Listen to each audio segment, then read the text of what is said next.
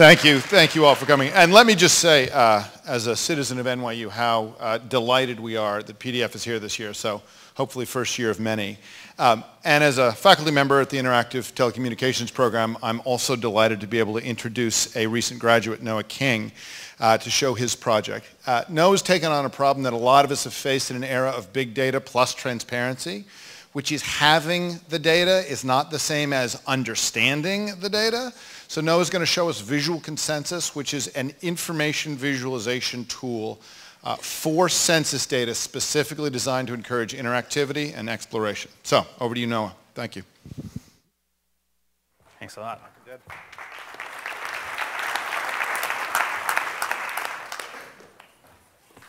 Thanks so much for coming. It's a real pleasure to get to show you some of my recent work.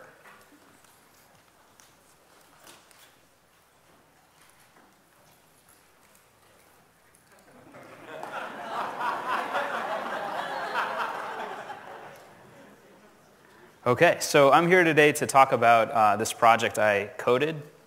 It's called Visiual Concensus. And what it is a really large map of the United States. You're probably all familiar with such a map. If you've ever used any of the online tools, you're even familiar with a common interface, which is being able to zoom in and out and being able to pan around. So I'm using a lot of tools we're already familiar with. Now what's different about this map is every one of those individual points represents a zip code. And if you look from a zoomed out view as we have right now, you can actually get a really nice wide picture of the entire country. You can also easily zoom in and look at a much smaller local scale. So what is this data? This is census data from the 2000 census. This is actually a year-old project, so at this point I could update it with 2010 data.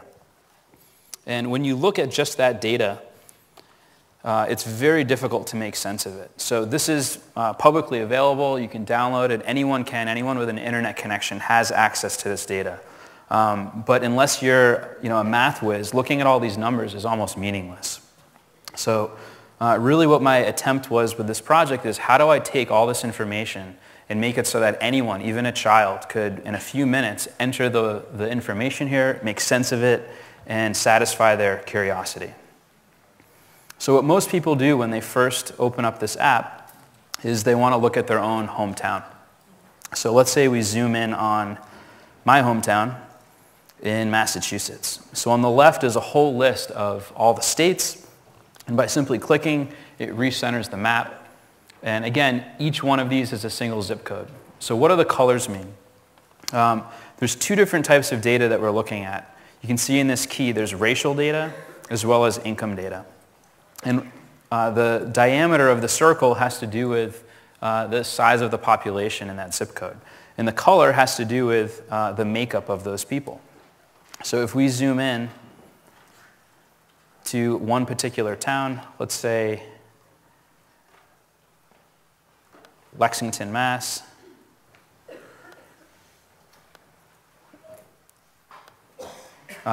It shows us the details in this area. So when we're looking at racial data, if the majority of that town is white, it would be illuminated with this yellow color. If the majority is black, it's all these other colors in the key.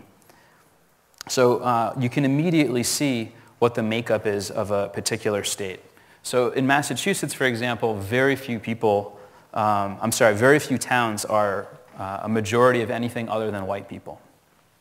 So what's really interesting is if you zoom out at the entire country, you can start to see, well, where is that not true? And you can see that in the South and in various other regions, it's a bit more diverse. Now, there's an averaging mode. If you want to look at the subtlety, not just the wide angle, if I turn on averaging mode, it starts to blend all the different colors. So the same information is shown with these details here. So for example, if a town is 30% white, 30% black, 20% Native American, you'd get sort of a muddled in-between color. So for example, if we zoom in on Oklahoma, you can see that there's a lot of subtle blue and green really throughout the entire state. That happens because the indigenous people are often not the majority in any one of these zip codes, but they are a significant population. So by toggling between average, turning that on and off, there's only a few cases where they are in fact the majority. The second thing, again, is the income data. So if we zoom out again, we can see the entire country and all the different places where, for example, there's extreme poverty in this belt right here, or quite a bit of affluence. So one of the things that I did with this app is I tried to make it really as modular as possible. So all the different things that you can see here, you can turn on and off. So for example, if you wanted to see all the parts of the country where the majority of people are poor, you can actually turn off all these other groups. And again, the interactivity lets you sort of investigate a particular curiosity. This can also correlate with the racial data. By turning on the combine mode, these sets of filters work together. So now I'm looking at just the poorest zip codes, and now I can turn off and say, well, let's hide the ones that are majority white, or let's hide everything but a white majority. So there's a lot of different stories that all lie within this data. And rather than building a tool that's already been curated and already says, well, here's what I want you to think, this tool is really intended to be flexible so that you can come in without any preconceived ideas and really find your own conclusion. So a couple of things that I found when I presented this about a year ago at a conference and had hundreds of people interact with it, there were some key unexpected things that came out. One of them was actually with New York City. So if we zoom in and look in particular at New York City, one of the things that's really interesting is that this group right here, if a median income is between $20,000 and $40,000, that group is not represented on this map. If I turn off that group, the map really doesn't look any different. So what that says is that if you live in New York City, you either earn more than $40,000 and you can afford to pay rent, or you basically make no money and you're living on government aid. So that was something that I never would have found in the numbers, but immediately it stands out in the colors. The other thing that stood out, which was really interesting to me, is how many Native American people live in this country. It's not something that I was familiar with before doing this project. So again, this turquoise blue color represents zip codes where Native Americans are the majority group. And you can see that around the four corners, it's very prevalent to have that population. And again, with the average mode, you can see that Oklahoma also has a very large population of Native Americans.